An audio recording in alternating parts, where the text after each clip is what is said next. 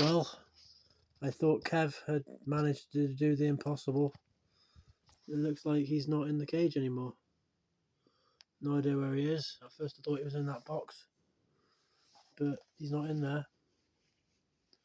The cage is locked, and I just can't find him anywhere. Oh, there he is. It's like the first time I've seen him sit over a corner somewhere on his own. I hope he's alright. I'll go check on him in a minute.